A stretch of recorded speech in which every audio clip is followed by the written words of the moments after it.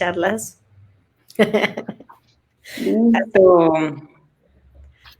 Pues, ¿cómo están todos? Damos la bienvenida al cuarto programa del ciclo de conversaciones M68 Arte y Memoria. El día de hoy vamos a tener una charla súper rica con Eunice Adorno, Elisa Schmelkes y Eunice Hernández. A Eunice Hernández, por supuesto, la conocen, coordinadora del Memorial 68, M68, Ciudadanías en Movimiento. Y el día de hoy nos acompaña Eunice Adorno, que ella es fotodocumentalista, bueno, fotógrafa, hace ensayos documentales y tiene una obstinada relación con el pasado, como ella misma lo dice en su semblanza. Trabaja con los modos de vivir, con su representación, con los problemas de, digamos, de la ausencia de una memoria en determinados grupos sociales, y entonces trata de rescatar a través de estos ensayos fotográficos las historias de estas comunidades. Toda su práctica fotográfica la lleva a conformar archivos, imágenes, relatos, entre otros materiales que le permiten reconstruir narrativas con la fotografía, como ya les mencioné, pero también con el video. También nos va a acompañar hoy Elisa Schmelkes, que es compositora y directora coral con una trayectoria multidisciplinaria bastante amplia.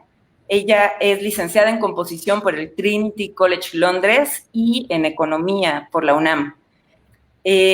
Trabaja también la curaduría de arte contemporáneo, ciencias de la complejidad y economía del postcrecimiento. Y desde 2017 conduce el programa Clásica para Desmañanados en Ibero 90.9, y en 2018 fundó el No Coro para reinventar el concepto del coro hacia un trabajo escénico, horizontal, decolonial, experimental y multidisciplinario. Y justo una pieza del No Coro es lo que nos trae el día de hoy, es nuestro pretexto el día de hoy, para platicar de una pieza súper potente que se llama Octubre Rojo, una cantata para 8 voces, que participó de una exposición que tuvimos en el Centro Cultural Universitario Tlatelolco, inaugurada en octubre de 2018, y dentro de 1968 entre 3 había un núcleo, digamos una exposición dentro de esta gran exposición, que revisó el trabajo documental de Eunice Adorno bajo el nombre de Octubre Rojo. Entonces, en esta expo fue que se presentó el coro para 8 voces.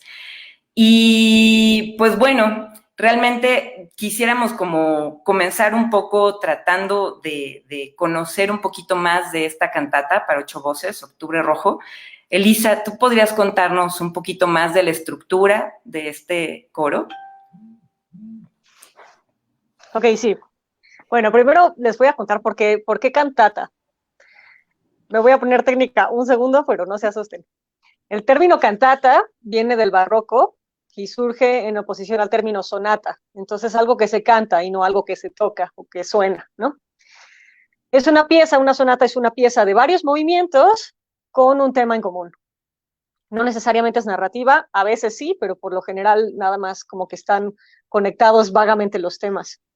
Y mi inspiración más directa, como más cercana en el tiempo, fue la cantata Santa María de Iquique, escrita por Luis Advis, que de hecho la cito directamente en la obra, y en esta cantata se cuenta tal cual la historia de la matanza en Santa María de Iquique.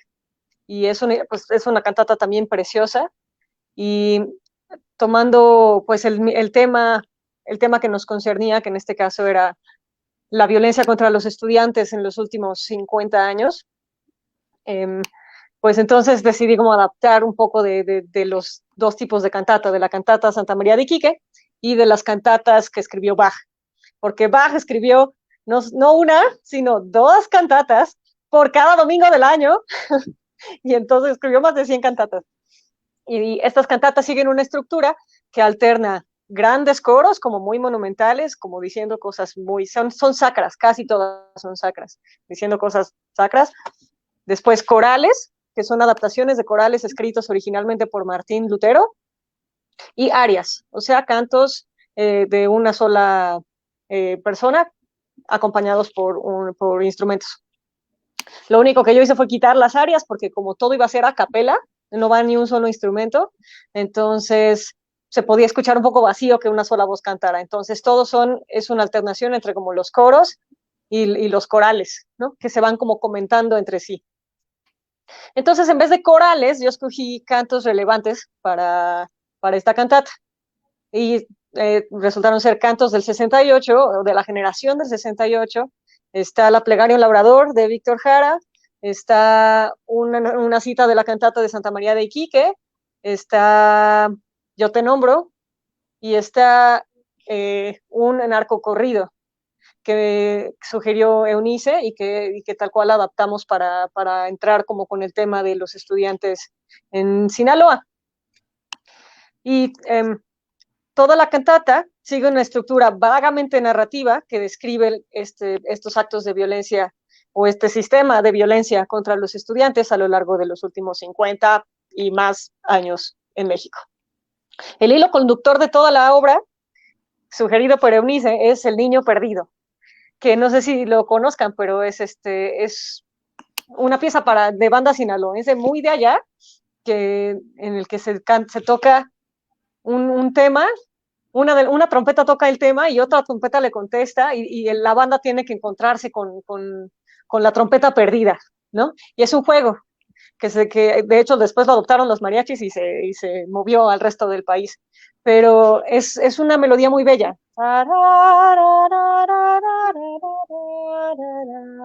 Y le contesta. Y con esa melodía, pues se trabaja como la dimensión simbólica de la pieza, que esto, pues las infancias perdidas y las inocencias perdidas, las juventudes perdidas. Entonces, el niño perdido es como el hilo conductor y a través de la cantata, que no dura mucho, duró como media hora, 40 minutos, vamos viendo cómo se arrebata la inocencia y la juventud de un estudiante, cómo los estudiantes marchan y son arrestados y terminan en el infierno, que es el campo militar número 1, que también aquí es simbólico, pero también fue real, ¿no? Entonces están las dos dimensiones. Y después de que llegamos al infierno, salimos poco a poco con la siguiente ola de resistencia y la cantata termina con un mensaje de esperanza. Entonces es como un viaje al infierno y luego la salida del infierno. Esa es más o menos la estructura de la pieza. Es súper potente. Un poquito más adelante vamos a escuchar algunas piezas del coro para que puedan también como tener en cuenta todo esto que nos está contando Elisa. Y además creo que das muy buena entrada también a entender un poco cuál era la propuesta de Eunice Adorno en Octubre Rojo, donde precisamente está mostrando pues esa pérdida o esa traición, ¿no?, hacia el joven y hacia el ideal del joven como promesa de futuro. Pero, Eunice, ¿por qué no nos cuentas un poquito más también de tu trabajo y de cómo fue esta relación a la limón para trabajar entre tú y Elisa para crear la cantata? Bueno, gracias por la invitación. Yo medio me colé, pero bueno, se me hacía como muy lindo también estar con ustedes. Bueno, pues empezó un poco porque yo ya llevaba unos años trabajando en esta casa estudiantil que se encuentra en Mazatlán, Sinaloa. Es una casa que ya no existe, que ya se derrumbó porque pusieron un parque que es el Parque de las Américas en lugar de esta casa. Y era yo también les voy a hablar así nada más un poquito de la historia, no me voy a perder tanto, pero es una casa que se hizo en los años 80 con las revueltas de los estudiantes que pedían que se democratizara la universidad en Sinaloa, bueno, en Mazatlán, porque muchos de los estudiantes que pertenecen al campo, que vienen de rancherías, se les hacía muy complicado como estudiar si no tenías dónde alojarte, ¿no? Entonces prácticamente la educación en ese entonces también era mucho para la gente que estaba en las ciudades. Y entonces, bueno, hubo un movimiento que tenía como influencia también la lucha obrera, ¿no? Y como en esta como luchas obreras que había en ese entonces en Sinaloa también, post-68, una influencia grande en el 71 y en el 68. Estos estudiantes de esa época, pues, tomaron estos hoteles, hay tanto casa estudiante femenina y masculina, para poder dormir, y bueno, había una cuestión donde hacían asambleas, se organizaban, eran autónomos, cocinaban. Entonces, bueno, esa casa pues fue como una victoria estudiantil ese tiempo, y con los años pues se quedó ahí en Mazatlán. Y bueno, yo llegué ya en el 2012, pues años ya después, y bueno, pues un poco como todos estos años que estuve con ellos, sí fue un poco como entender a un estudiante que sobrevive, ¿no?, a la violencia en un estado en donde la historia del narcotráfico es muy fuerte, su influencia capitalista en donde posiciona a los jóvenes, ¿no?, con toda esta cosa de lo que te da, ¿no?, de cómo, del dinero, de la música. Es como una cultura también que te dignifica también de algún modo, ¿no?, de ser un estudiante, de estar en la, digamos, de pocas oportunidades de trabajo y de estudio. Pues el narcotráfico de algún modo pues también hace como toda esta, como que llama mucho la atención a los jóvenes en general, ¿no? Entonces, bueno, estos estudiantes atravesaban por toda esta parte de la cultura popular del narcotráfico, pero también el desempleo. Entonces, bueno, pues en estos 6 años yo pues me estuve dedicando a hacer como registros fotográficos, video, hice como un archivo. Y bueno, al final se cumplían los 50 años del 68, y como que era importante ya terminar el proyecto, y pues era como tomar muchas decisiones de qué íbamos a hacer.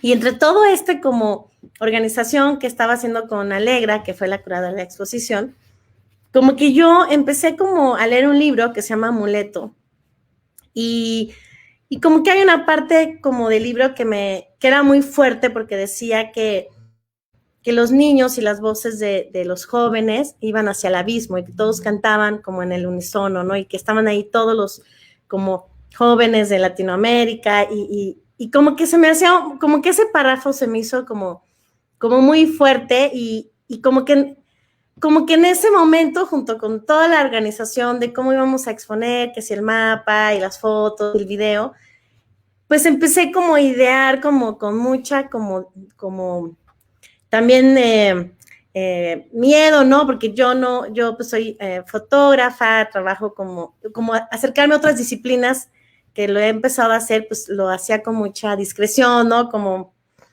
Y bueno, pero como que la idea seguía como con muchas ganas de compartir, de hacerlo, y en algún momento esa como necesidad de poder explorar la idea de hacer un coro, pues fue como mucho más fuerte. Y fue cuando empecé a leer a José Revueltas, y empecé a leer sobre cartas que tenían los estudiantes, y de pronto como que empecé a pensar que qué pasaría si todas estas cartas empezaran a hacer canto también. Y bueno, y luego El Niño Perdido era una canción que siempre me acompañó en todo el proyecto, y era pues es una marca en Sinaloa. O sea, El Niño Perdido es una historia que surge en un pueblo, que ahorita no recuerdo cuál, pero es un padre que está con su hijo, y van caminando, y el niño se pierde. Entonces, al perderse, el padre eso es en una ranchería así metida en Sinaloa, va a buscar a los vecinos y a las personas para poderlo encontrar, y la única manera que encuentran es como llamándole también contra la música y gritándole, y entonces el niño está lejos y lo escuchan, entonces el niño como que grita. Entonces, bueno, como que esa historia como que la retoman viejas bandas de Sinaloa y de Mazatlán para hacer como esta pieza, y después se vuelve así como muy famosa, ¿no? Y es El Niño Perdido. Entonces, como esa pieza también, como escucharla en Mazatlán todo el tiempo, me recordaba que los estudiantes en México, como que había una cosa de estar perdidos, ¿no? Como era, o sea, había pasado también a Ayotzinapa, y había una relación muy fuerte de qué pasaba con los estudiantes 50 años después del movimiento estudiantil, cómo es un estudiante después de la lucha estudiantil, y cómo la ha traspasado la violencia durante todo ese tiempo, ¿no? Y qué ha hecho el Estado como para que ellos estén bien, y como había toda esta como cosa de las utopías de ese entonces, y y ¿no? Que se habían de alguna manera, pues, pues sí, como decaído, ¿no? Había un quiebre de ideales, pero también de necesidades. Bueno, en fin, y fue cuando un poco como todas estas ideas del coro y de la voz y del niño perdido que contesta, como que era como una necesidad de poderlo llevar a más allá del video y de la fotografía, pues sí llevarla a una cosa presencial con estudiantes. Y fue cuando nos conocimos, ¿no, Elisa? Que me acuerdo que fue en un restaurante con Julio, y como que estábamos súper nerviosos porque era así como, oh no, Elisa, y te admirábamos mucho y no sabíamos si ibas a aceptar, y además como eso, ¿no? Era empezar desde cero, yo no sabía a qué me enfrentaba, ¿no? También nunca había trabajado en una colaboración así, y bueno, pues fue como empezó un poco. Bueno, eso es como así, informalmente, plática amena, pásenme una chela de compartir cómo empezamos. Oye, Lice, yo te quería preguntar a propósito de esta, pues de esta exposición, pero que realmente ya es en sí mismo un archivo y todo un trabajo que conjuga diferentes elementos, pero tengo entendido que este interés tuyo de, pues precisamente que da origen a Octubre Rojo y de la Casa Residencia, también viene de una parte afectiva, ¿no? Y familiar, que de alguna manera lo hace un trabajo personal. Sí, sí, sí. De hecho, perdón, no lo llevé para hacerlo un poco más de síntesis, pero sí, hay una parte de la exposición que la historia de mi papá está, que él estuvo en la plaza el 2 de octubre, ¿no? Entonces esa historia familiar que la tuve desde pequeña y que bueno, que de algún modo también nos hizo como empatizar con Elisa y a mí, que teníamos como historias similares, ¿no? Familiares, hizo también como esta pieza, pero sí, justo mi papá estuvo en estuvo en la plaza y como con el tiempo se me hizo difícil como incorporarla porque para mí era como algo muy íntimo, nunca había hecho algo como el autorretrato en mi vida, ¿no? Y de algún modo contar tu historia es eso, ¿no? También un autorretrato de ti, entonces poco a poco lo fui poniendo junto con la historia, aunque mi papá no estuvo en Mazatlán, no tiene nada que ver con Mazatlán, pero sí hay una figura de un joven estudiante, joven de casi de la misma edad de los estudiantes que estudian ahí, la misma clase obrera que la de mi papá. Entonces, bueno, sí había cosas como muy,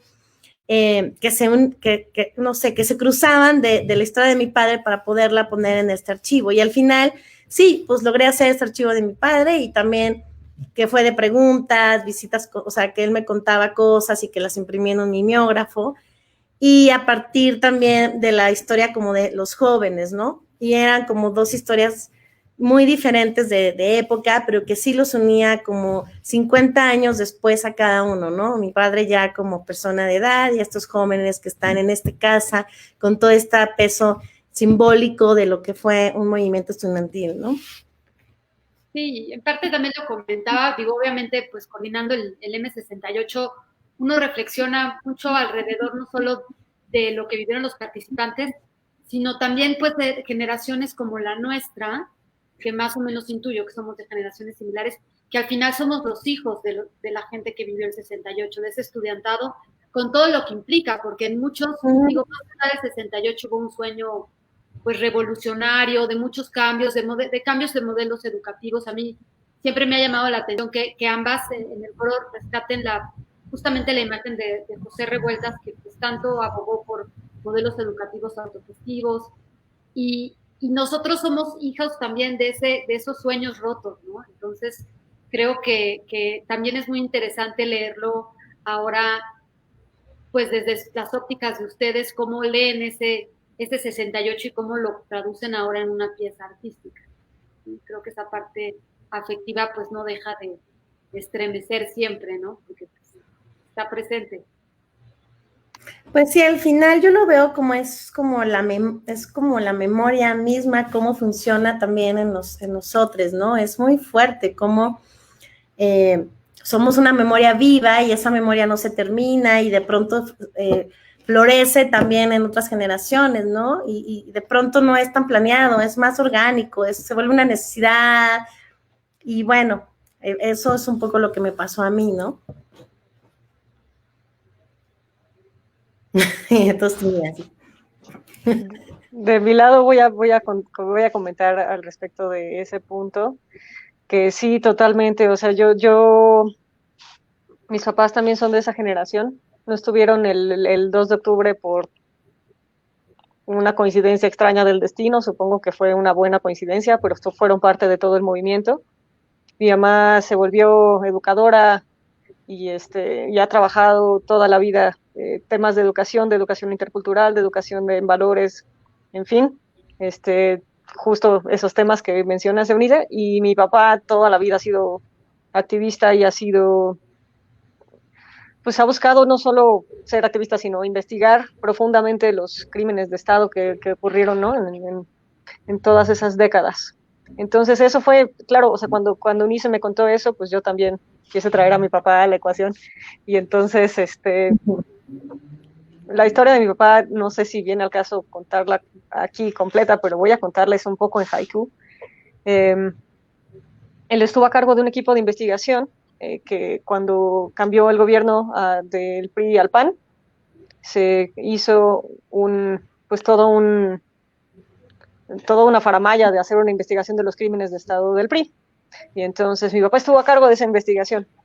Y a lo largo de todo ese sexenio de Fox, estuvo investigando toda la Guerra Sucia, el 68, el Halconazo, como todo ese proceso como de violencia de Estado. Y al final sacó un informe así de choncho que se llama Que no vuelva a suceder. Y ese informe, cuando se presentó, bueno, para empezar le empezaron a poner así trabas y más trabas, así como, ay, ups, se nos acabó el presupuesto, ay, ups, ya corrimos a la mitad del equipo, ups, ups, ups. Y mi papá acabó sacando el trabajo él solo y con el trabajo voluntario de sus compañeros, pagándoles de su bolsa, fue un calvario. Y al terminar, así cuando ya tenía el informe, pues no se lo quisieron publicar.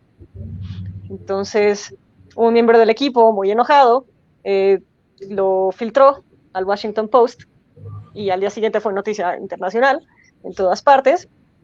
Y aquí, pues, básicamente a mi papá le fue muy mal, o sea, lo corrieron y lo inhabilitaron por 10 años y dejó, o sea, ya como que no pudo seguir con esa parte de su carrera que tanto le apasionaba y que tanto le gustaba. Y el informe al final lo sacaron en una versión completamente redactada y completamente censurada, en la que cambiaban términos muy importantes, ¿no? Por ejemplo, cambiaban desaparición forzada por privación ilegal de la libertad, por ejemplo. Y ese tipo de cosas. Entonces, la diferencia entre desaparición forzada y privación ilegal de la libertad es que la privación ilegal de la libertad, que es secuestro, prescribe. Y la desaparición forzada no prescribe porque es un crimen de lesa humanidad. Entonces, dentro de la cantata, en la parte de campo militar, yo puse al coro a decir reiteradamente las palabras que fueron censuradas de ese informe, ¿no? De todo lo que sí pasó y se borró de la historia, ¿no? Desaparición forzada, desaparición forzada, desaparición forzada, crímenes de lesa humanidad, una y otra vez, nada más como para reiterar que eso sucedió, ¿no? Y que es parte de mi historia personal, de la historia de mi familia, y que yo lo vi pasar, ¿sabes? Y no sé, creo que sí, como la generación que fuimos hijos de los del 68, bueno, yo quiero pensar que tenemos algo, que heredamos algo de su valentía y de su visión del mundo. Me parece que además son heridas que terminan pasando de generación en generación, ¿no? O sea, y además la tenemos muy cercana porque son nuestros padres, ¿no? Y eso me parece como bien, bien potente a nivel, digamos, como incluso a la hora de que uno está metido en el tema de archivos. Creo que justo esta dimensión del cuerpo se vuelve esencial, ¿no? Con este tipo de memoria. Y de hecho la pieza del coro traduce también hacia el cuerpo y hacia la escenificación una dimensión corporal, no solamente de la presencia de los jóvenes, que Además, quienes conforman el no coro, algunos son incluso más jóvenes todavía, ¿no? Entonces está la juventud, ¿no? Es esa representación de ese cuerpo en avanzada, ¿no? Y además hacen un ejercicio de análisis de los textos, ¿no? Como José Revueltas o como El Niño Perdido, ¿no? O en fin, o sea, estas historias cargadas se traducen también a la escenificación. Es como si llevaras el archivo al cuerpo, ¿no? Y bueno, me gustaría preguntarles un poquito cómo hicieron este trabajo de traducción sensible, pues, del texto hacia la escenificación, porque además va cambiando el coro, ¿no? Dependiendo del espacio. Ok. Bueno, primero los textos. Los textos los escogió Eunice. Yo trabajé sobre esos. Los textos originales que están en la pieza, bueno, no originales, pero la música original que está en la pieza escrita sobre textos son de José Revueltas todos y son las cartas que escribió a los estudiantes. Entonces está, por ejemplo, cito, ustedes compañeros, nosotros somos jóvenes, nuestro movimiento es joven. Todo lo que lucha, todo lo que no se deja vencer, todo lo que combate es joven. Mediten hondamente en el significado de nuestra actitud, de las posiciones de nuestro movimiento, y asimismo en lo que significa la vida de un hombre el ser un preso político a una edad tan temprana. Y después, ustedes, compañeros estudiantes que están en la cárcel, se han titulado de hombres con la boleta de formal prisión, antes de obtener el título académico que los consagre en esta o aquella actividad profesional. Han preferido recibirse de seres humanos antes que abandonar sus existencias a la deriva gris de la conformidad y del servilismo, en espera de ser mañana una mercancía más dentro de una sociedad cuyo único Dios es el dinero. Estos son los dos textos en los que yo me basé. Por supuesto, los tuve que adaptar un montón, porque no está tan fácil cantar eso así en prosa como está escrito, pero sí. Entonces, la primera traducción que se hizo fue de ese texto como a la música. Entonces, el primero que les dije, ustedes compañeros, nosotros somos jóvenes, lo pusimos en el himno a los caídos, que ahí traté tal cual de escribir un himno en la tradición de estos himnos socialistas de la Internacional, de la Varsoviana, que son así de que te dan ganas de ir a incendiar el Parlamento. Quise hacer un himno así, con ese texto de José Revueltas. Y después con la otra, ustedes, compañeros estudiantes que están en la cárcel, se han titulado como seres humanos, esa la meto en el campo militar. Entonces, la segunda traducción que se hizo fue al cuerpo. Y el director escénico de esta pieza, que es Cuauhtémoc Larrazo, que no está presente, pero espero que esté viendo, hola Cuauhtémoc, fue indispensable en la creación de esta obra, porque el no coro pues, se concibe desde el principio como multidisciplinario y como un coro escénico, ¿no? Entonces, donde no estamos todos, por eso somos no coro, porque no estamos todos paraditos con nuestras partituras así, bla, bla, bla, sino que tratamos de, pues para empezar, acercarnos al público lo más posible y confrontarlo directamente con la música que estamos haciendo. Entonces, pues sí, tuvimos que traducir pues como este descenso al infierno, y tuvimos que traducir, partimos mucho de imágenes, de las imágenes del 68, como icónicas de los estudiantes así contra la pared. Hay un momento de la pieza en la que nos ponemos todos así y de rodillas, y cuando estábamos decidiendo qué postura íbamos a tener en esa parte, porque es como cuando arrestan a los estudiantes, una de las integrantes del coro, o sea, estábamos diciendo, ay, esta pose, tal pose, no sé, bla, bla, bla, y una de las integrantes del coro dijo, ustedes no tienen idea lo que es que los pongan en esa pose, y todos así, y nos siguió contando, o sea, después de eso se derrumbó y lloró y lloró y lloró, y nos contó que ella fue parte estuvo en las primeras protestas de Ayotzinapa, y la arrestaron y la metieron al bote y la intentaron hacer confesar y le pegaron con una silla en la cabeza y la pusieron en esa, o sea, y todo eso nos contó y nadie tenía idea. Y bueno, para seguir con esto, hay otra parte en campo militar, la pieza en sí incluye sonidos de llanto, incluye sollozos, incluye suspiro, entonces están estamos cantando y de repente se escucha así, ¿no? Súper dramático, tiene sentido dentro de la pieza. Pero el caso es, no puedes tú decirle a tu cuerpo que haga eso de la nada, ¿no? Tienes que realmente, o sea, tienes que forzar a tu cuerpo a hacer esos sonidos. Por ejemplo, también hacíamos y cuando haces eso, tu propio cuerpo se quiere romper y tu propio cuerpo empieza a sentir esas emociones de llanto y esas emociones y se rompe. Entonces, en otro ensayo, una de las chicas estábamos haciendo eso, así respirando, inhalando, exhalando, poniendo nuestro cuerpo como al límite, y también se soltó llorando y nos contó que a su novio de la prepa era activista contra, bueno, en Juchitán, creo, y lo desaparecieron y apareció meses después en una zanja, o sea, apareció vivo, pero nadie supo a dónde se fue, él no contó nada, nadie supo qué le pasó. O sea, sí, se lo llevaron y entonces dentro del no coro que interpretó esto, que no somos tantos, somos 12, había 2 historias personales de este mismo proceso de violencia de Estado contra los estudiantes que sigue pasando hasta el día de hoy. O sea, más relevante no puede ser.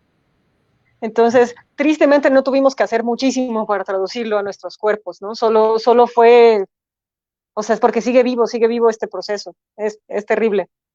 En fin, pero bueno, nada más para terminar con este asunto de lo escénico. Había en la exposición un círculo como de 3 metros de diámetro. Y ese era nuestro escenario. Entonces no podíamos movernos mucho. Y para poder, bueno, pues sí, el lenguaje que acabamos usando era un lenguaje de repetición. Entonces, por ejemplo, utilizamos este gesto que hace Siqueiros y en esta famosa imagen de Legumberri. Y entonces todo el coro haciendo esto, ¿no? Y la imagen repetida es muy fuerte. O todos así, o todos abrazados y cantando Yo te nombro, ¿no? Como diciendo, o sea, nosotros somos una red y nosotros estamos juntos y realmente teniendo un contacto físico, ¿no?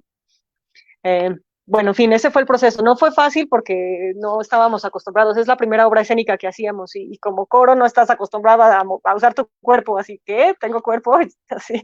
Entonces fue todo un proceso y fue muy, muy bonito, muy, muy interesante. Gracias, Cuauhtémoc.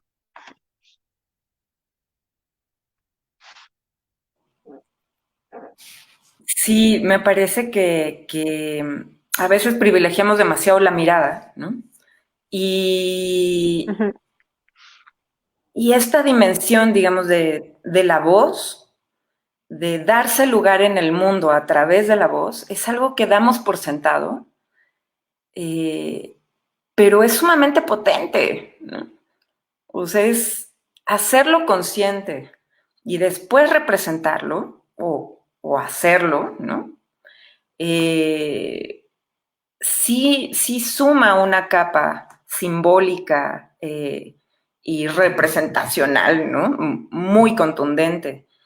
Y, y bueno, no sé, a veces este sonido también tiene otros alcances, ¿no? No solamente personales, del cuerpo personal y colectivo, sino que también es un método de lucha, ¿no? Y resistencia, es un factor. ¿Tú qué podrías decirnos de esto? Uy, bueno, ese es mi tema favorito. Puedo hablar 2 horas de esto, me voy a contener. Eh, sí, por eso escogí la música coral, porque o sea, la música en sí, pues hay una parte como muy abstracta de la música instrumental que la música coral no tiene, ¿no? Es muy, bueno, puede ser abstracta también, pero en general, como sigue un texto, se vuelve concreta y especialmente cuando compones para un coro, pues necesitas seguir, o sea, necesitas hacerle caso al texto, el texto manda, ¿no? Entonces, la música depende completamente de lo que estás diciendo.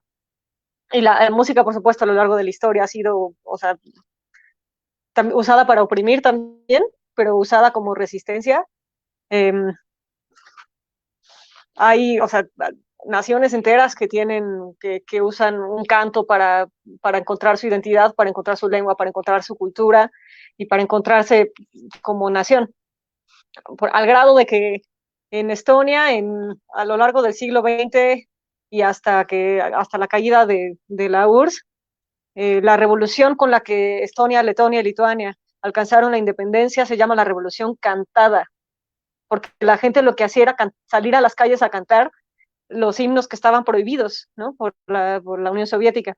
Entonces salían a las calles a cantar y pues ¿qué haces, no? No era una revolución ni violenta ni nada, pero salían a cantar y salían miles y miles y cientos de miles y están los videos de multitudes infinitas cantando canciones prohibidas y cantando consiguieron su independencia. O sea, claro que por supuesto que la música es, o sea, el canto en particular es algo que sí que tiene toda la capacidad de generar una revolución, por supuesto. Y estaba hablando el otro día con un amigo que es hawaiano, y él es hawaiano de cultura, de lengua y de todo, pero la cultura hawaiana, la lengua hawaiana estuvieron prohibidas todo el siglo XX por Estados Unidos. ¿Qué haces cuando quieres reprimir un pueblo, una identidad y una cultura? Prohíbes la lengua, por supuesto.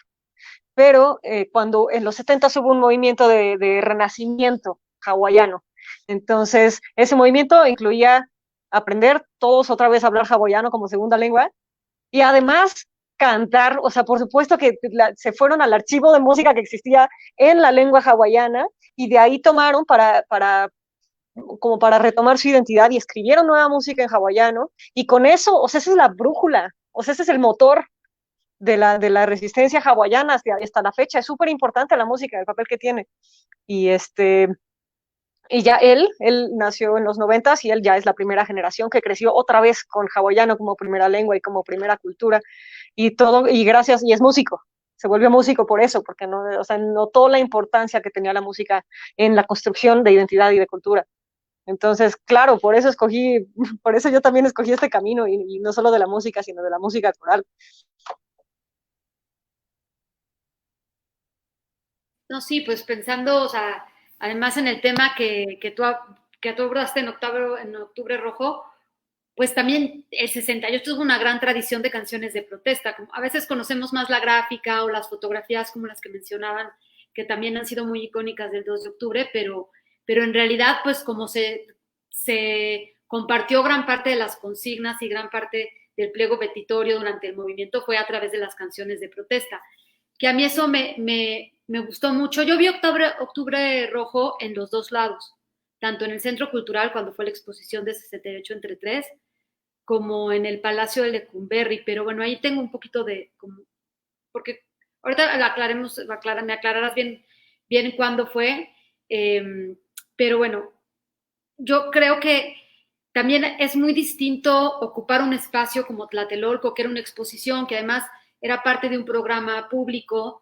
La verdad es que fue una noche muy, muy agradable y yo creo, para mí me sorprendió mucho el efecto que producía el coro dentro de la exposición, pero también supongo que Lecumberri pues es habitar con la voz pues un espacio simbólico, metafórico, doble, ¿no? Por un lado la cárcel, donde estuvieron gran parte de los que tomaron las letras, ¿no? Como el mismo Revueltas, y por otro lado, después convertido en este Archivo General de la Nación, que también, pues, metiéndonos en los archivos, que es lo que hemos platicado los últimos meses en estas sesiones de los viernes, pues también este lugar de tensión entre políticas del olvido, políticas de la memoria, esta necesidad de hacer otro tipo de archivos. Y bueno, ¿cómo fue esa experiencia para ti, el habitar dos espacios muy distintos, los dos muy ligados no solo al 68, no me quiero clavar solo en el 68, pero digamos como a toda esta represión que ha habido de estudiantes, que además es fuertísimo lo que cuentas, tanto de las dos compañeras del coro, como el trabajo de tu papá, que supongo que fue en la Fiscalía para los Movimientos Sociales del Pasado, algo así se llamaba la FEMESPOS, que bueno, fue también, como bien lo narraste, un rotundo fracaso, pero ¿cómo fue ese habitar con la voz, estos dos espacios tan distintos? ¿Hubo un cambio, digamos, en la experiencia de ustedes como grupo, como coro, o no coro? Pues mira, ahorita me gustaría que Eunice también contara su experiencia. Eunice Adorno. Pero yo, a ver, sí, claro, pues el Palacio de la Conver tiene esas dos significados muy, muy claros, que es este lugar, pues que primero empezó siendo una cárcel de modelo, una cárcel humana, una cárcel, o sea, donde era una cárcel utópica, que por supuesto después eso se cayó por un barranco muy pronto y las celdas que estaban pensadas para la reflexión y la contemplación, para salvar nuestros pecados, o no sé, de pronto ya tenían 40 personas adentro, o sea, y ya se volvió un lugar, pues, donde sucedieron muchos crímenes contra la humanidad, donde mucha gente sufrió muchísimo. Las celdas de confinamiento solitario, o sea, pasaron también grandes pesos por ahí, etcétera. O sea, los fantasmas que hay presentes en Lecumberri, pues están todavía presentes. O sea, sí, sí, cuando transitas ese espacio, sí sientes como el peso de la historia muy, muy fuerte. Y está también el archivo, que fue precisamente donde mi papá realizó la investigación en cuestión. Entonces, mi papá habitó ese espacio también. Y entonces tiene las capas la historia. Y yo quiero pensar, y ojalá tenga razón, que fuimos el primer coro en cantar ahí, que fuimos los primeros en llenar ese espacio de música y de canto. Y pues hicimos toda una actividad como coro para estar ahí, para cuidarnos, ¿no? De ese espacio tan frío. Pero al final creo que lo llenamos de música y eso fue muy bonito, como regresarle algo a los fantasmas de ese espacio, que además tiene una acústica increíble, increíble, y me hubiera gustado habitar más espacios de ahí, pero como tienes que mover todos los micrófonos y todo, para la grabación no fue posible, pero sí fue posible cuando nos presentamos ahí. Cuando nos presentamos, obviamente cambió el espacio que teníamos de presentación de un círculo de 3 metros de diámetro a todo el Palacio de Lecumberri. Entonces, de pronto sí, pues tuvo que cambiar un montón la obra, ¿no? Entonces, primero, otra cosa que me gustaría mencionar es que cada vez que hemos presentado esta obra, bueno, excepto las 4 veces que la presentamos en Tlatelolco, creo que fueron más o menos iguales, pero después de eso hemos cambiado, ha mutado la obra cada vez que se presenta, porque tristemente siempre es actual y siempre está pasando algo horrible, entonces siempre cantamos algo sobre lo que está sucediendo. Y en esa vez en el Palacio de Lecumberri, le estaba contando ahorita, dice fuera del aire, que acababa de suceder, fue hace un año, fue en octubre de 2019, y acababa de suceder todo esto que sucedió de la toma de Culiacán, en el que salieron todos los narcos a tomar la ciudad, fue horrible, y entonces, no sé, se sentía como una pesadez en el aire muy fuerte. Y entonces cantamos el corrido, porque es un corrido que cuenta de cómo llega un chavo con un capo, y el capo le dice, no, no, no, tú vente conmigo, y entonces ahora él pues va y pues, va a matar gente y hacerle sus mandados y las cosas que tiene que hacer, y entonces pues va como escalando en el narco, ¿no? Y es una historia pues muy triste. Entonces la cantamos, en lugar de cantarla como corrido, como siempre la habíamos cantado, la cantamos casi como canto fúnebre, como canto cardenche, como un canto más del corazón, así, más que te rompen las entrañas, ¿no? Y eso lo cantamos en la sala de los símbolos patrios, entonces estaba al lado así el himno nacional, la bandera nacional, y nosotros cantando eso, ¿no? Y caminamos por o sea, hicimos el recorrido así, por todo el espacio, por el panóptico, y entramos a una crujía, y en esa crujía hicimos marchamos durante la marcha, en el himno, marchamos de atrás hacia adelante, de tal forma que acabábamos así, encima del público, y el público ya no sabía qué hacer, y se empezó a hacer para atrás, y se asustó. O sea, nunca había tenido como tanto contacto con el público, como la fuerza que puede tener una multitud, aunque sea una multitud de 12 que te están cantando en la cara. O sea, sí es impresionante. Y también nos subimos arriba a cantar como los fantasmas de ahí, como cantar desde arriba. Y por último, esa presentación la terminamos con un Bella Ciao, porque estaba pasando en Chile pues ya las protestas en forma de todo el movimiento que acaba de concluir con la aprobación de la nueva constitución. Entonces, pues siempre está cambiando, siempre cambia según el espacio en que nos presentemos y según lo que esté sucediendo. Y sí, cantar en Lecumberri fue muy impresionante. Yo quiero volver ahí. Creo que esa pieza pertenece ahí porque de ahí salió y ahí debe de volver, ¿sabes? Es el lugar natural para esa pieza y yo quiero regresar algún día cuando podamos volver a cantar juntos. Bueno, quiero preguntarle a Eunice que ella cómo lo vivió. Llevó la pieza a Sinaloa, ¿no? Itineraste la exposición completa y llevaste el coro al Macín. Sí, de hecho, un poco por eso surgió la idea de hacerlo en Lecumberri. Un poco, Elisa y yo platicamos como, no sé cómo surgió, pero en algún punto dijimos, tenemos que cantarle, o sea, si queremos hacer un video para que porque nosotros queríamos que el coro fuera a las siguientes exposiciones, pero era complicado porque pues no había presupuesto y así, entonces teníamos que hacer un coro para que, ¿no? Quedara como ese registro y se pudiera como mover, ¿no? De algún modo también. Sí, ¿no, Elisa? Y fue cuando empezamos a ponernos de acuerdo para hacer este video y como que no, pues dijimos, tenemos que cantar al archivo, ¿no? Básicamente era un poco habitar este espacio y además que el Archivo General de la Nación pues ha tenido muchas transiciones, o sea, las bodegas, las galerías las han cambiado, ahora ya no es un lugar como donde antes consultaba, sino que todo está en un bodegón mucho más grande y ahora las galerías 1 y sobre todo la 2, que es donde nos permitían el espacio, están vacíos. De hecho, fue una locura, ¿te acuerdas, Elisa? Porque llegamos a ir como varias veces para los permisos y luego para ver el recorrido, ¿no? Y luego hicimos el video y sí, era de pronto estar en un espacio muy grande, todavía caminábamos en ciertos sitios, había oficinas con documentos, ¿te acuerdas de eso? Que estaban como abandonados, o sea, era como que estaba ahí todo, ¿no? Y bueno, y eran el archivo, pero también los documentos, y era esta como cosa de que todos estos documentos están ahí como muy encerrados, y ahorita que estuve trabajando en otro proyecto de mujeres anarquistas, que es un documento también tiene mucha voz, ¿no? Entonces como que esa pieza siempre se me hacía como que era cantarle también a esas como poses encerradas, institucionalizadas, que además tienes que hacer muchas burocracias para poder acceder a ellos y de pronto como tener ahí ese canto tan libre, porque sí nos dieron como mucho chance, fue increíble.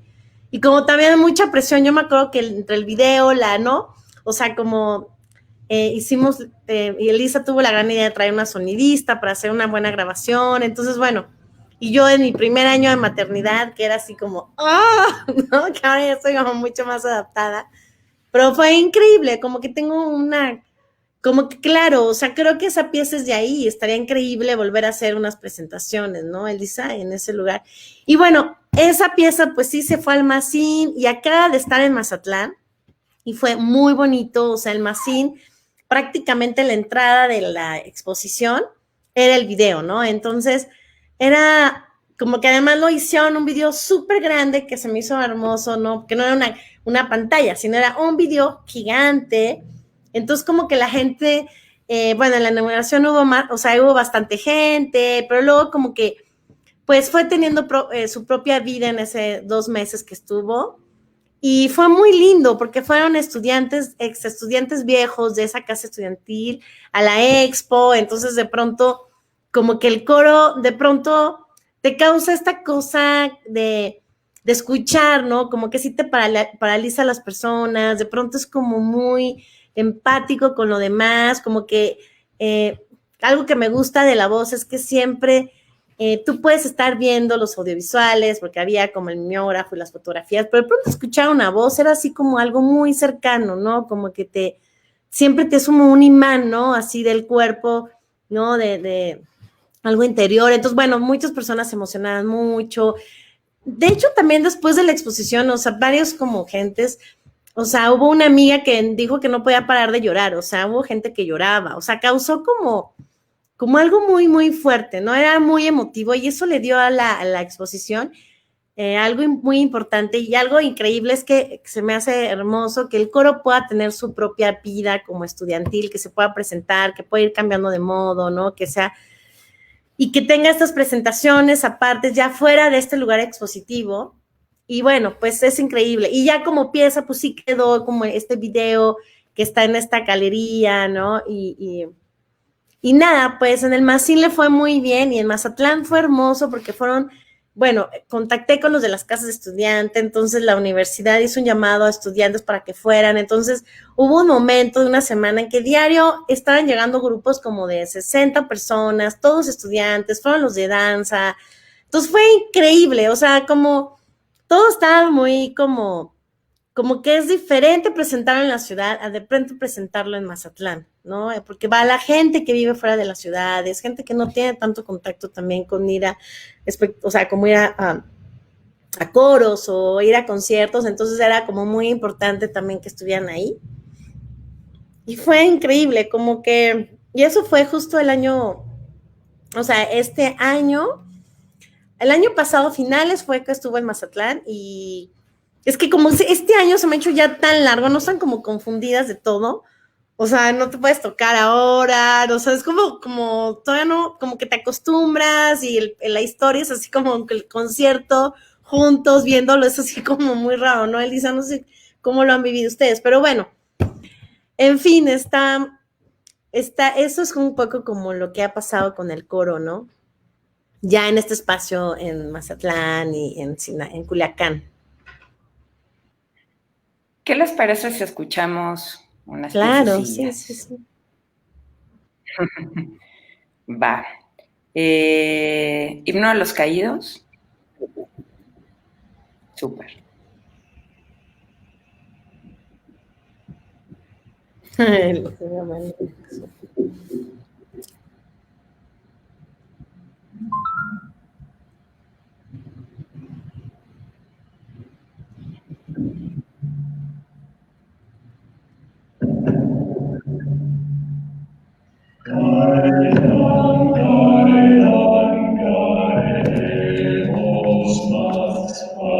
Pagaremos el precio del combate,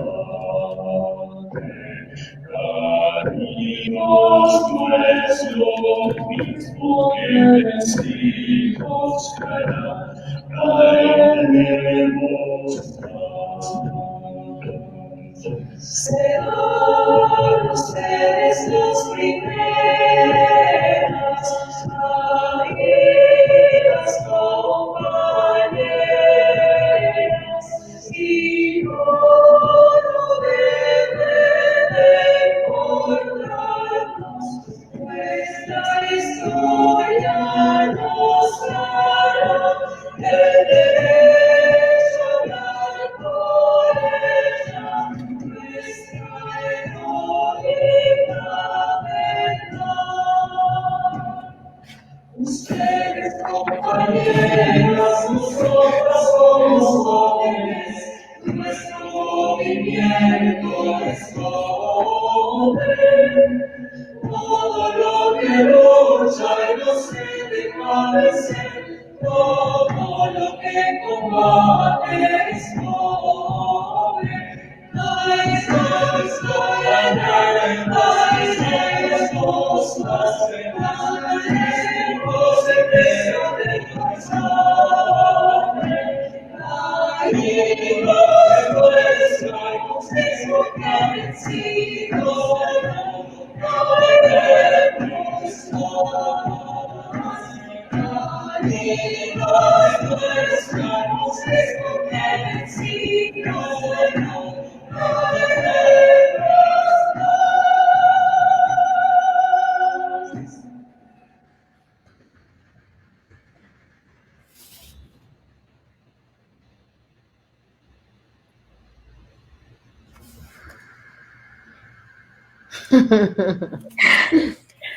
¿Cómo ven? ¿Nos seguimos a la otra?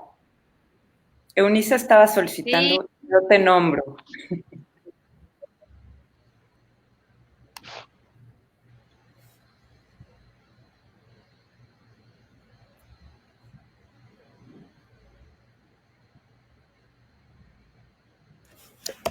Yo te nombro, yo te nombro, te nombro, yo te nombro, yo te nombro, yo te nombro, yo te nombro, yo te nombro, te nombro, yo te nombro.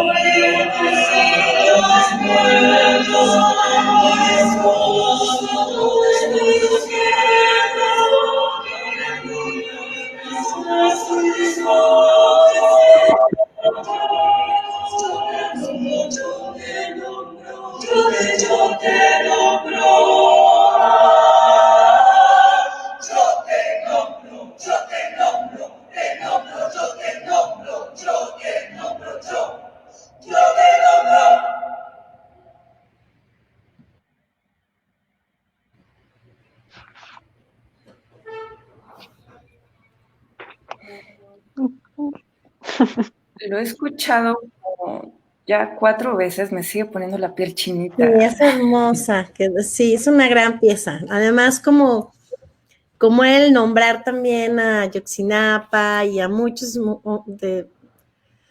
como estudiantes desaparecidos, ¿no? Y siempre se volvió como nombrarlos. Y esa siento que sí fue esa fue la pieza como que de alguna manera marcó al coro. No sé cómo lo veas tú, Elisa. Sí, ¿no? Un poco. Sí, toda la obra lleva esa pieza, la verdad. Y Sí, no sé si notaron, si conocen la canción original dice, yo te nombro libertad. Y yo le quité libertad. Y ya nada más es yo te nombro, yo te nombro, yo te nombro, yo te nombro.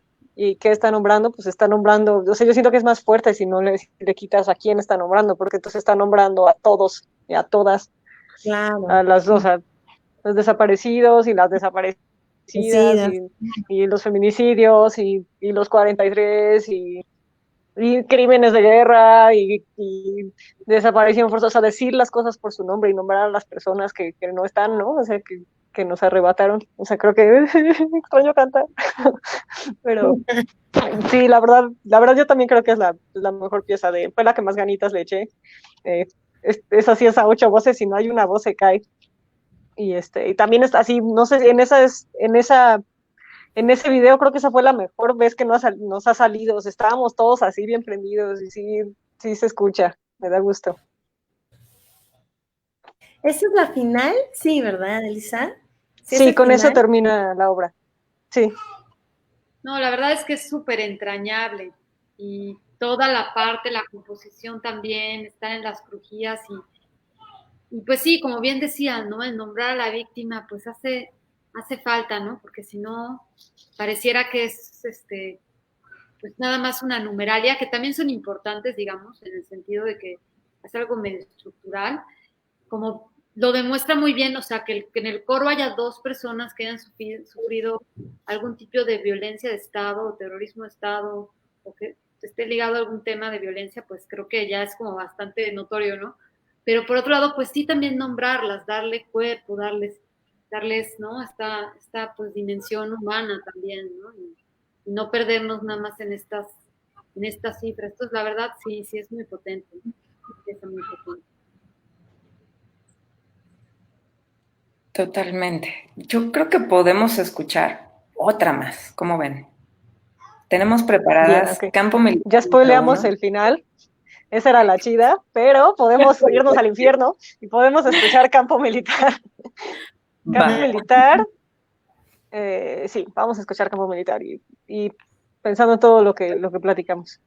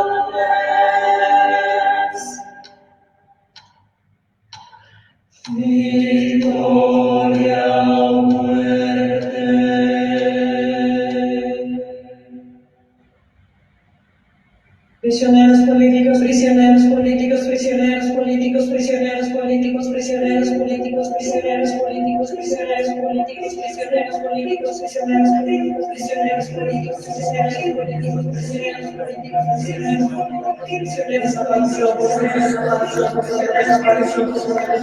la fuerza será la noche del alma.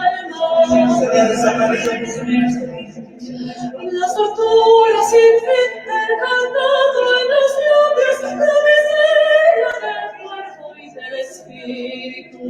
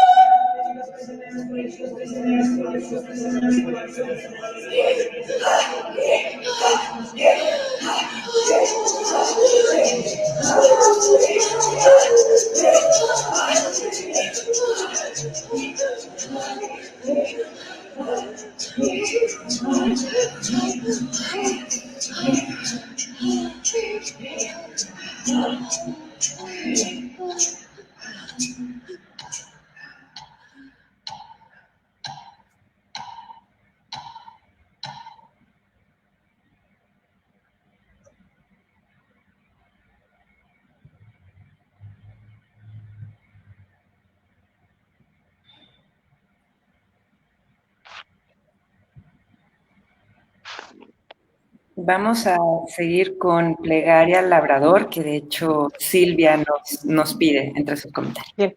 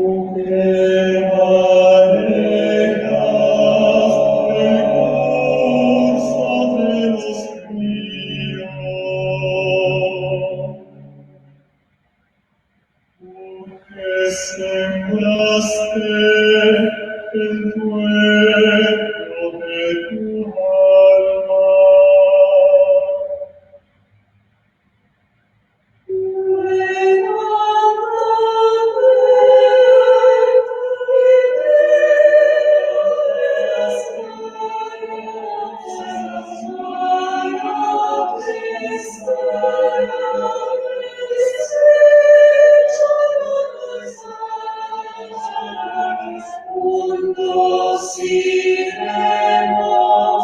unidos en las calles, el tiempo que puede ser mañana.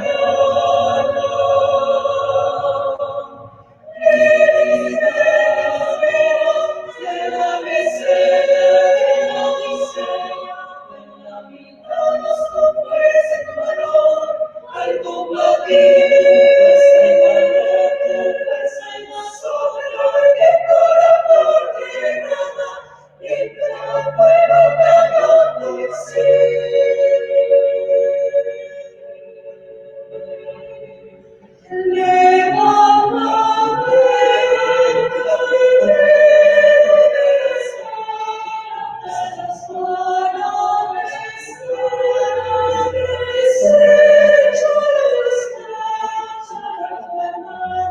Juntos iremos, unidos en la sangre.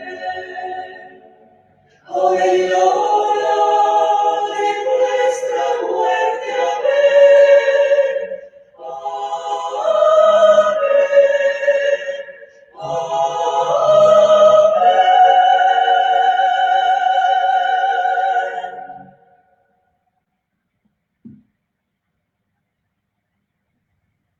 Gracias, ya me regresó el alma al cuerpo.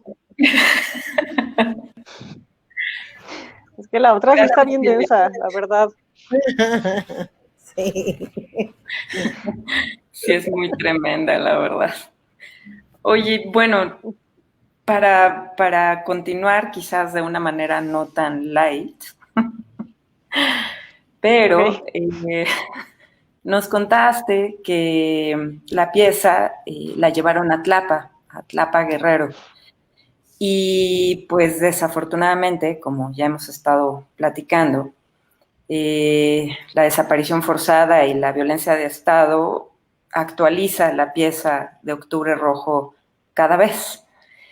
De manera que llevaron al Festival Holgorio en Tlapa Guerrero en diciembre de 2019 la pieza, solo 2 meses después de que encontraron al líder campesino Arnulfo Cerón, reportado como desaparecido en octubre de ese año. ¿Cómo fue presentar la pieza en ese contexto? Y además sé que hicieron un cambio en el cancionario. Ok, ahora denme un segundo. Listo, ya volví. Ok. Sí, cuando fuimos a Tlapa, o sea, la verdad es que si no fuera por COVID, nos hubiera gustado seguir con esta idea de, pues, de no cantar aquí siempre, ¿no? O sea, sí, Lecumberri es muy bonito cantar ahí lo que quieras, pero en realidad creo que el lugar donde se tiene que escuchar esta pieza, como decía Eunice hace rato, es fuera de la ciudad, es en los lugares donde está pasando esto. Esta obra la compuse como muy pensando en eso, o sea, que no fuera yo puedo tener un lenguaje musical bien orate y bien loco y como lo que escucharon hace rato, pero aquí traté de minimizarlo y de solo usarlo cuando era necesario para que fuera una pieza audible, para que fuera en español, para que fuera comprensible, o sea, en un lenguaje que aquí pues se entienda sin problema, la escuche quien la escuche. Entonces, eso está integrado en la pieza y cuando fuimos a Tlapa, pues era la primera vez que lo íbamos a presentar, pues fuera de la ciudad, lo cual está muy bien. Pero bueno, en Tlapa tiene, bueno, todo Guerrero tiene una historia de lucha y de resistencia muy larga. Y mi papá es de Guerrero, por cierto. Y allí establecimos contacto con el grupo Tlachinoyan, el Centro de Derechos Humanos de la Montaña, que ellos son activistas consagrados y se han dedicado a realmente hacer un trabajo impresionante en todos los aspectos para los derechos humanos de los pueblos de la montaña. Los pueblos de la montaña, Tlapa es como la puerta a la montaña, y ahí, a partir de Tlapa, pues ahí están pasando un montón de cosas de las que no se hablan, que no nos llegan hasta nosotros, pero bueno. Entonces, en efecto, 2 meses antes de ir, desaparecieron al líder campesino Arnulfo Cerón, y cuando fuimos estaba toda la ciudad, todos los palacios gubernamentales y así estaban tomados con carteles con la imagen de Arnulfo, y justo no solo eso, cuando llegamos lo encontraron el día anterior al que llegamos. Entonces nosotros llegamos, pues se sentía pues fúnebre todo el ambiente, ¿no? Muy fuerte. Fuimos invitados al velorio y fue muy impresionante. Había guardias con armas largas, ¿no? O sea, la policía federal estaba ahí custodiando el velorio para que no pasara nada raro, y nosotros pues fuimos y cantamos. No sabíamos qué cantar, cantamos el Ave Verum Corpus de Mozart. Yo no sé si, si eso era lo que teníamos que cantar, pero eso era lo que traíamos y pues eso fue lo que cantamos y fue muy emotivo y nos dieron de cenar y nos dieron pozole. Y al día siguiente, antes de presentarnos en la noche, pues tuvimos un taller con los de Tlachinoyan, al cual iban a ir todos y estaban muy emocionados, pero tenían que ir a enterrar a su amigo. Entonces, pues la mayoría se fueron a enterrar a su amigo y se quedaron como 3 o 4 con nosotros, que estaban obviamente con el corazón en la mano y muy tristes. Entonces, nos dieron este libro, eso fue lo que fui a buscar, Montaña llena eres de esperanza, donde pues es como un informe de todo lo que hicieron, que son un montón de cosas, entre 2018 y 2019. Y entonces en esta pieza, bueno, más bien en esta pieza, en este libro viene un poema que dice, Montaña llena eres de esperanza. Y entonces habla, pues es un poema sobre la desigualdad, sobre las injusticias. Nos han enseñado a caminar en medio de las tinieblas, a nunca claudicar, aunque en el cielo no brillen las estrellas. 43, tragedia y esperanza, herida de nuestro presente miserable, gesta heroica de personas sencillas y trabajadoras. Memoria imbatible, y así, son páginas y páginas.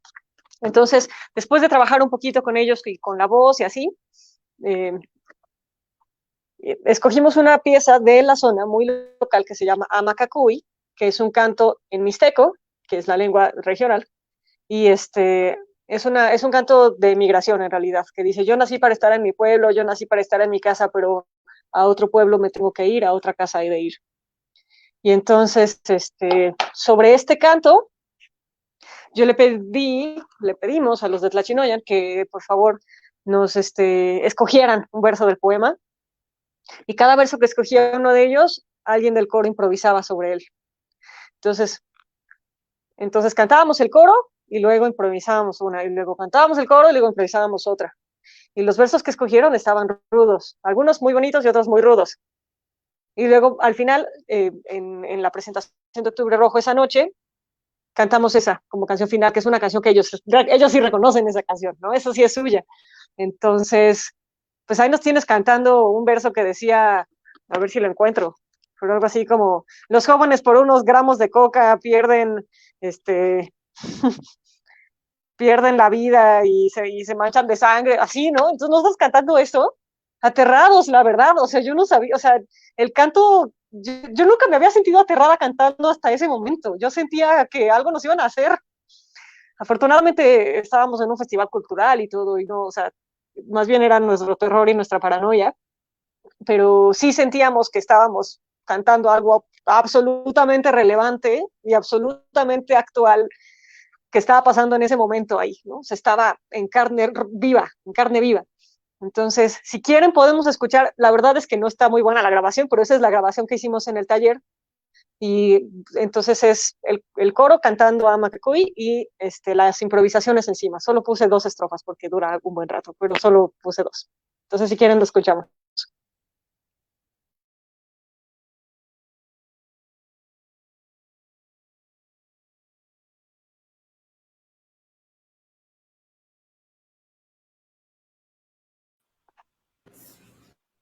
Se me trabó mucho.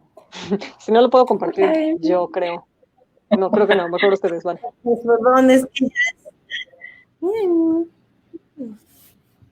Si Omar nos escucha por ahí, si pudiéramos poner Amacacui, la grabación sonora, no puedo mandarte chat.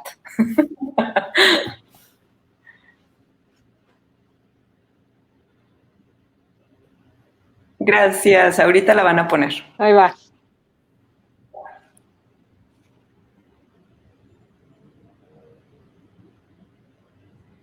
van a poner una música, Mimi. ¿Mm?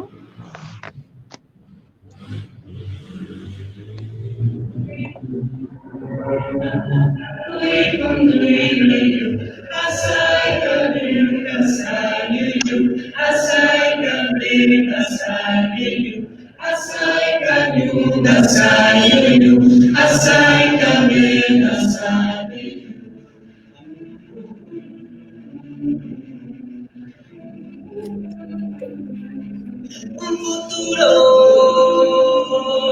sin personas que desaparecen.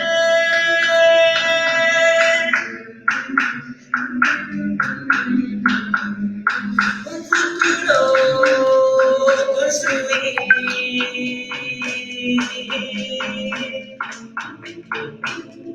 43 tragedias y esperanza también. Un futuro construir, construir, construir.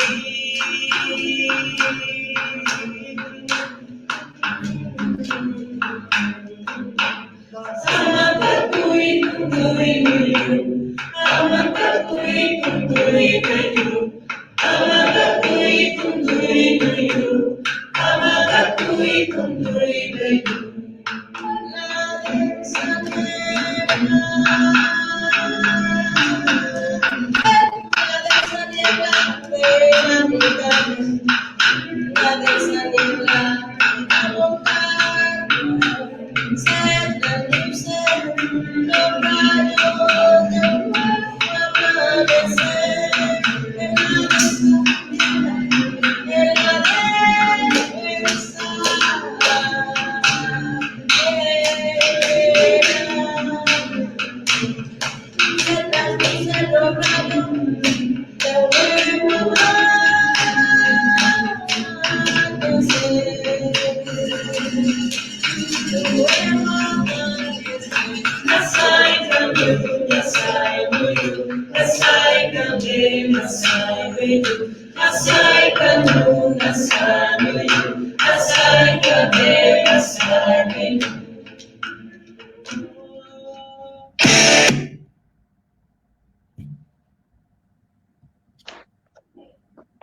Y la idea es integrar esa pieza al repertorio de Octubre Rojo. Bueno, tal vez pulirla un poco, pero que eso sea parte de lo que cantemos, ¿no? Y que podamos, o sea, que Octubre Rojo no sea una obra canónica y que ya está publicada y labrada en piedra, sino que pueda crecer, que pueda ir tomando de cada lugar donde cantamos, que no nada más lleguemos a presentar, sino que lleguemos a aprender y a colaborar y a hacer algo juntos y agregarlo. Eso me encantaría y eso me hubiera gustado seguirlo haciendo este año, pero bueno, cuando se pueda lo seguiremos haciendo. A mí me gustaría que esta obra cada vez fuera diferente y que cada vez tuviera más voces adentro.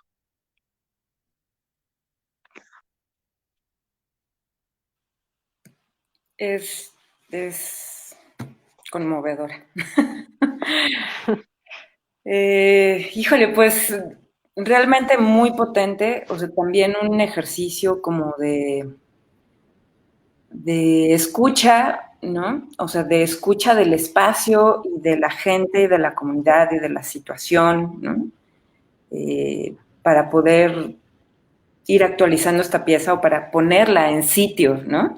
Es justo lo que platicábamos hace rato, o sea, la voz como una herramienta para darse lugar en el mundo. Y pues la voz también se construye de la escucha. Entonces...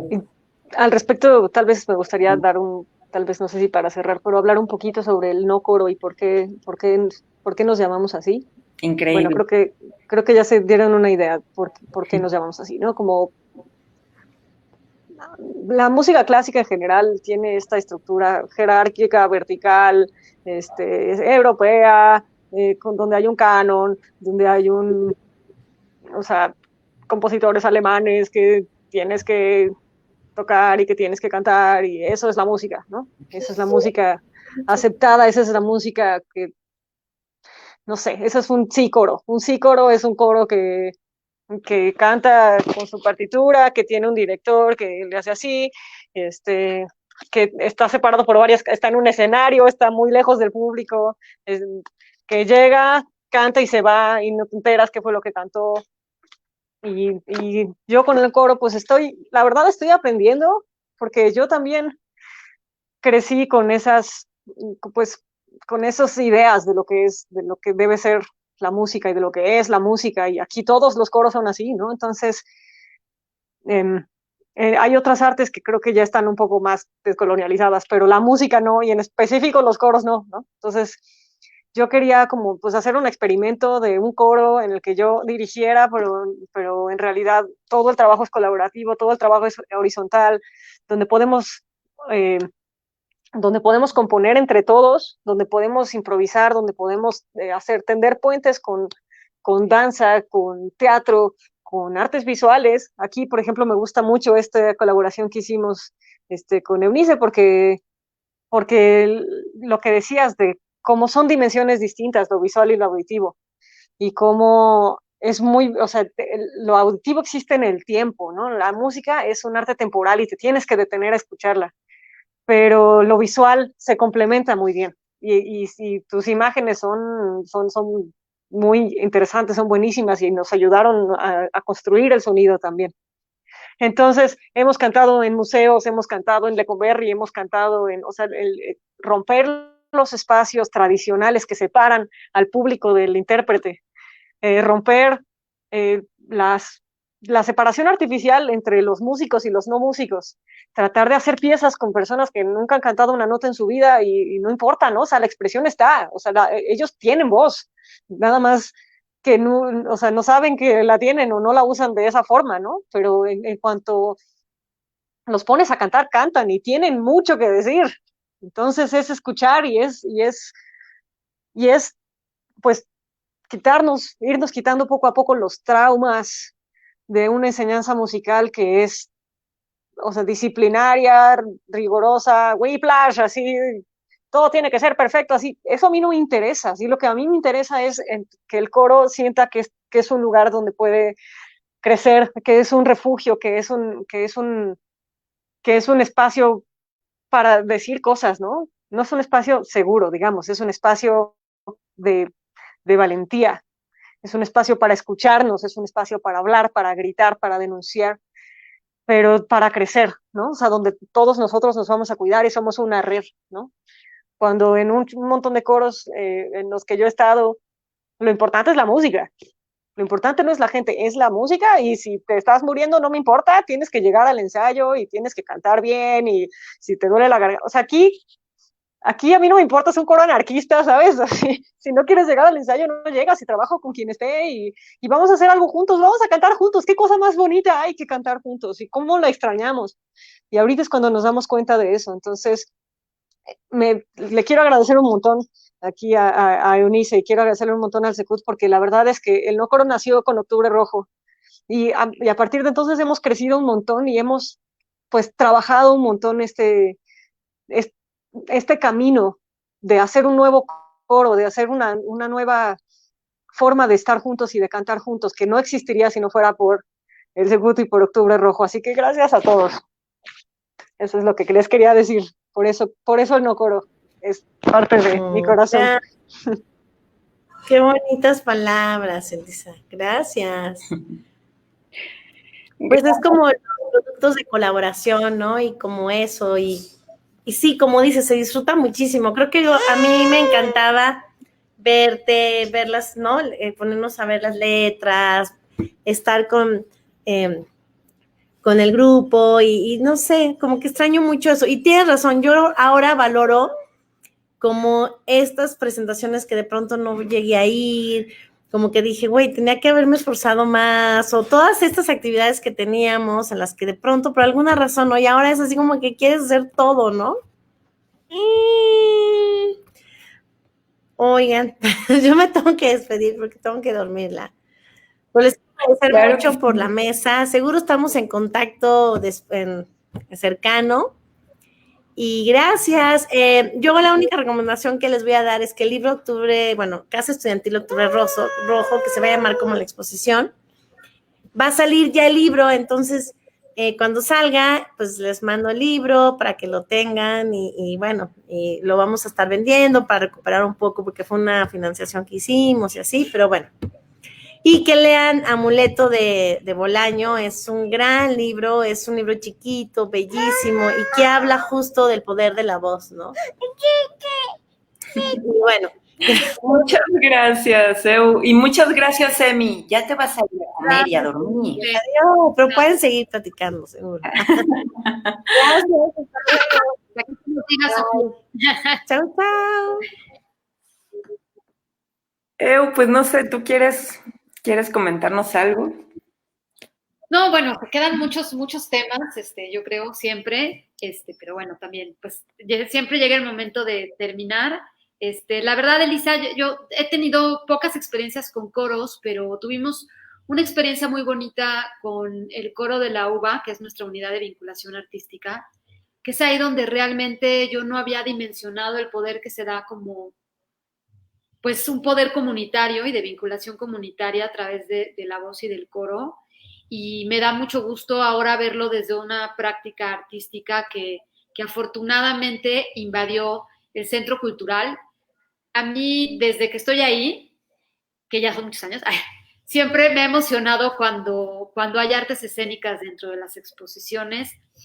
Creo que le da otra dimensión muy distinta al espacio y además, pues espacios que a veces estamos muy acostumbrados a eso, a lo visual, a lo documental, y no a esta parte como de encarnarse, y creo que esa es la posibilidad que da la voz. Así que, pues yo feliz, la verdad me conmueve mucho también este otro trabajo que, bueno, cómo lo has actualizado.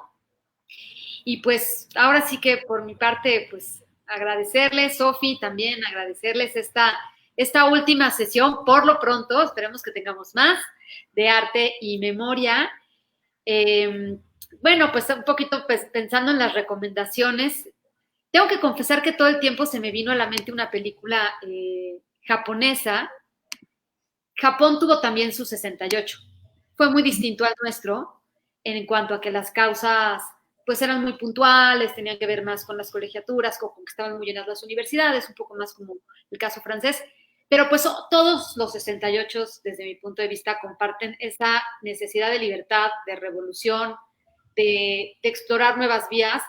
Lamentablemente esta película narra, se llama United Red Army, está basada justamente en el Ejército Rojo, y bueno, aquí desgraciadamente pues retoman este caso de cómo las protestas estudiantiles, hay un grupo hay una incisión que se radicaliza, se va convirtiendo con el tiempo pues en un grupo que se pone a entrenar allá en las montañas y digamos como parte de su radicalización, pues terminan tomando algunos rehenes en las cabañas del Monte Asama y se hizo famoso, digamos, ese caso porque fue cubierto por la reciente televisión.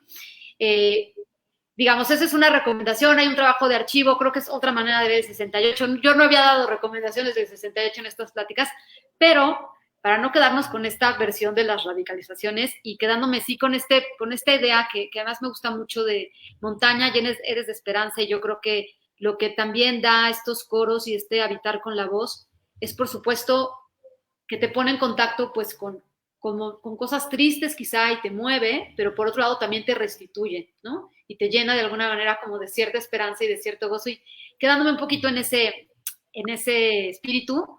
Y pues por supuesto, como hablamos en algún momento pues de José Revueltas, digo, hay muchos libros, pues hay libros conocidos como El Apando, pero este de México 68, Juventud y Revolución, para tener esa otra versión de lo bonito que pueden, o de hasta dónde se pueden lograr pues las grandes ideas revolucionarias.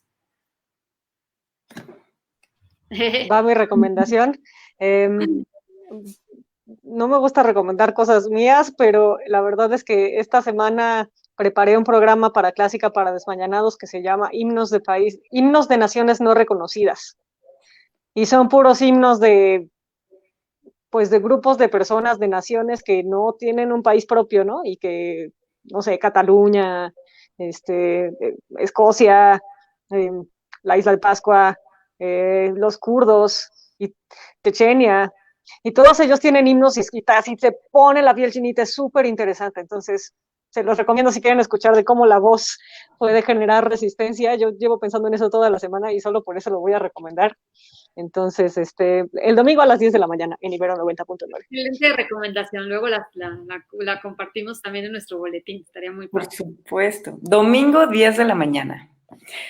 Pues yo voy a dar también una recomendación. Es un libro que a mí me encantó, Pura clavadez curatorial. No sé si se logra ver, no se ve, sí. Se llama Timing on the Temporal Dimension of Exhibiting. Es un libro fabuloso que justo recopila varios ensayos de qué es curar, hacer el ejercicio de curaduría, de exposiciones curatoriales, pero con la dimensión temporal, es decir, piezas sonoras, performance, teatro, o incluso entender la curaduría desde la temporalidad, programación, ampliar como, digamos, procesos creativos, hablar de lo procesual en lugar del objeto, en fin. Un libro increíble. Y, pues bueno, deberías de hacer los honores, es nuestro último programa para despedirnos en forma. No, pues te los cedo, pero pues nada, agradecerte mucho, Sofi, estas 4 sesiones, creo que las hemos pasado bien, pero sobre todo el revisitar las piezas que estuvieron en el M68 y también en el contexto de los 50 años del movimiento estudiantil en Tlatelolco. Pues sí, indudablemente, seguramente el público coincide, yo creo que a todos siempre te da nuevas dimensiones, nuevas lecturas, nuevas emociones también. Y nada, pues agradecerte que te hayas sumado a este espacio. Y Elisa, pues mucho gusto. Sí conocía tu trabajo, no te conocía a ti, y siempre es bonito ponerle cara, y también seguramente después te contactaré para trabajar también y conocer más sobre tu papá y estas otras dimensiones, a veces no tan bonitas como lo artístico, pero que sin dudamente lo artístico pues llena esas grietas que a veces lo jurídico no lo logra. Muchísimas gracias. De conocerlas. Gracias por la invitación. Delicioso platicar contigo, con Eunice Hernández. Muchísimas gracias por la invitación a este ciclo. Disfrutable, hermoso. Y pues gracias a todo nuestro público que estuvo acá siguiéndonos estas 4 sesiones. Ya luego daremos continuidad a este programa. Gracias a Silvia y a Teresa que estuvieron siguiéndonos por acá. Y a Omar, que siempre nos apoyó. Gracias, Omar. Adiós, gracias. Buenas noches, bye bye.